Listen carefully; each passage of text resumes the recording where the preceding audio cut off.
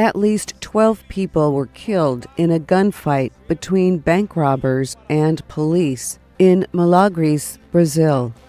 The robbery attempt failed. Suspected militants have killed at least 18 civilians in the Democratic Republic of the Congo.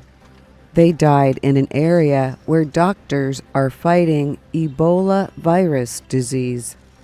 In Germany, Annegret Kramp-Karrenbauer has been elected to replace Chancellor Angela Merkel as leader of the Christian Democratic Union.